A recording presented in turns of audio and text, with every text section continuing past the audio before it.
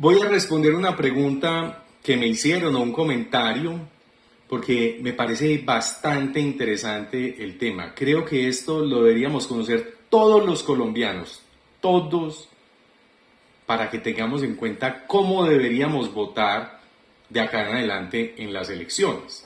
Lo primero que me dice este amigo es, si la derecha es tan buena, ¿por qué vivimos en el subdesarrollo? Y es una pregunta válida que mucha gente en Colombia también se debe hacer. Y es que la verdad, decir que en Colombia ha habido gobiernos de derecha, yo creo que no está tan acercado a la realidad.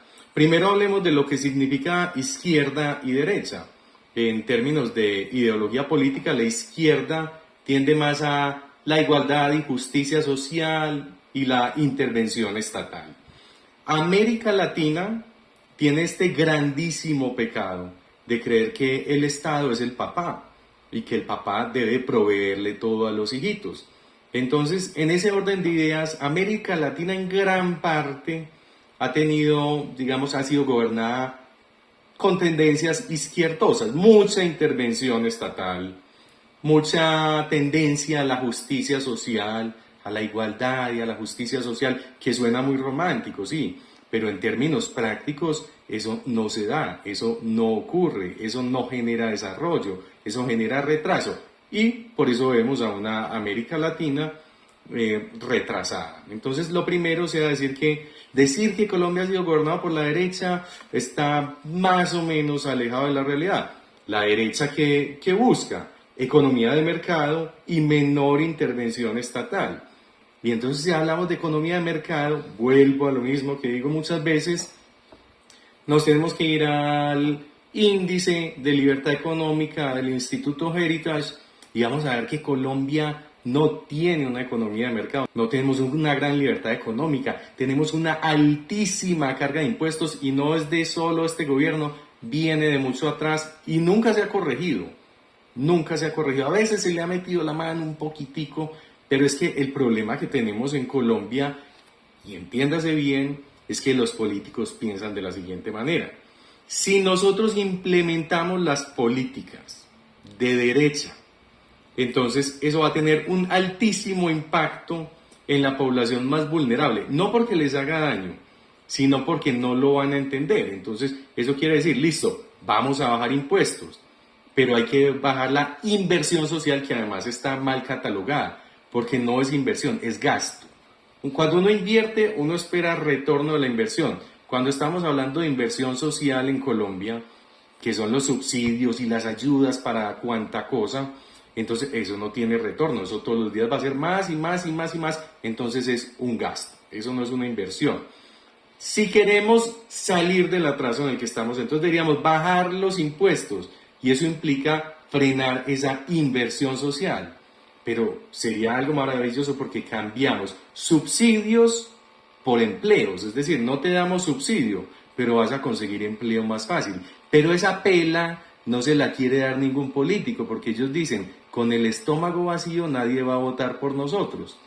Y es un tema muy difícil de explicar. En cierta forma tienen razón, pero si no lo hacemos nunca vamos a salir del atraso y de la pobreza. Entonces tenemos que tirarnos más a la economía de mercado con menor intervención estatal. Si no hacemos eso no vamos a salir de este atolladero nunca. Entonces, acto seguido me pregunta el hombre, de ser usted el próximo presidente, ¿en cuánto tiempo seremos un país del primer mundo? Ilumínanos, iluminado. Y ahí viene ese sarcasmo que, la verdad, veo que sobra, pero vamos a responderlo. Colombia en este momento tiene un PIB per cápita, es un ingreso, es decir, un ingreso por persona casi de $7,000 al año.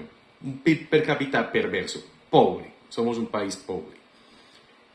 Dentro de nuestra región, el país más destacado es Uruguay, que tiene un PIB per cápita de $22,000 al año por persona, ingreso por persona de $22,000 al año. Es, digamos, la mejor economía en términos de PIB per cápita, la mejor de la región. Y si ya nos habláramos del mundo, entonces nos vamos a España, que es un país que tiene un ingreso o un PIB per cápita de $32,000 al año. Muy bien.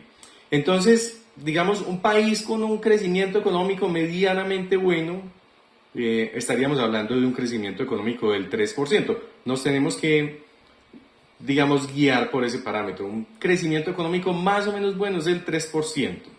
Si creciéramos al 3%, si nos propusiéramos, ojo que con Petro el año pasado crecimos al 0.6 y este año estamos proyectados al 1.7. Si creciéramos a un ritmo del 3% anual sin detenernos, nos demoraríamos 39 años para ser como Uruguay y 52 años para ser como España en términos de PIB per cápita. Ahora, si creciéramos al 5%, que digamos Alemania logró crecer en esa tasa después de la Segunda Guerra Mundial, si creciéramos al 5% sostenido, nos demoraríamos 24 años para ser como Uruguay y 32 años para ser como España. Si creciéramos al 7%, siendo ya, el 7 ya es un crecimiento importantísimo, un 7% continuado es un crecimiento enorme. Si creciéramos al 7%, nos demoraríamos 17 años para ser como Uruguay y 23 años para llegar al primer mundo y ser como España. Entonces, ojo a esto, la próxima vez que un presidente, un candidato a la presidencia le diga, es que vamos a salir de la pobreza, vea, piénselo muy bien. Y primero de la siguiente manera, si es decir que con subsidios, que con yo no sé qué, no va a pasar. No vamos a salir de la pobreza porque necesitamos tasas de crecimiento enormes, enormes para salir de la pobreza y estamos hablando de 2 décadas para lograrlo. Ahora, Irlanda es un país ejemplo porque logró tasas de crecimiento de hasta el 10%, un crecimiento ridículamente enorme. ¿Cómo lo logró? Con apertura económica, atrayendo inversión extranjera, invirtiendo en farmacéutica, en tecnología, o con apertura económica, libre mercado, y logró crecimientos del 10%. Entonces, si fuéramos así súper optimistas, diríamos que creciendo al 10% en 12 años seríamos como Uruguay y en 16 años seríamos parte del primer mundo. Eso suena súper lejos y ahí es cuando la gente se desanima, como, no, 20 años, 16 años, no, ni para qué empezamos. Y ahí es donde caemos en un grave error, porque si queremos salir de la pobreza hay que empezar ya. O sea, en el 2026 ya hay que votar por el que nos proponga libertad económica, economía de mercado, propiedad privada, empresa privada, atraer inversión extranjera. Ese es el camino, el único camino para salir de la pobreza es ese, y ya otros países lo han recorrido. Entonces, pues hay que seguir simplemente la ruta de ellos. Esto no es inventar, esto no es hablar paja, esto no es vender humo. Ya lo intentaron y ya lo lograron. El camino ya está trazado. Simplemente tenemos que hacerlo, o sea, simplemente ejecutarlo, ya. Entonces, a la respuesta a tu pregunta, iluminado, estaríamos diciendo entre 15 y 20 años si hacemos las cosas muy bien. Y ahí nos toca hacer unas renuncias enormes, unas renuncias absurdamente enormes. Por ejemplo, yo diría, para el 2026 hay que cerrar el Congreso. ¿Por qué? Ay, es que quiere ser dictador. No es que quiera ser dictador. Lo que pasa es que tenemos que hacer cambios drásticos y así, ya. Para ayer es tarde. Entonces llega el nuevo mandatario y dice, vea, aquí está la propuesta para la reforma económica. Lo que necesitamos para salir adelante. Y empieza el Congreso. Ah, sí. ¿Y cuánto me va a dar como para que yo le apruebe eso? Y empiezan a dilatarlo, y se va el tiempo, se van 4 años y no pasó nada. Entonces, lo primero, cerrar el Congreso. Ya, tenemos muchísimas leyes y nada de justicia. Entonces, simplemente con las leyes que tenemos, listo, empecemos a aplicar justicia y hacer los cambios económicos que hay que hacer, pero como para ayer. Y renunciar a todos esos auxilios económicos, incentivar la inversión extranjera y ahí generamos empleo. Ese es el camino. Ahí les respondo pues al comentario.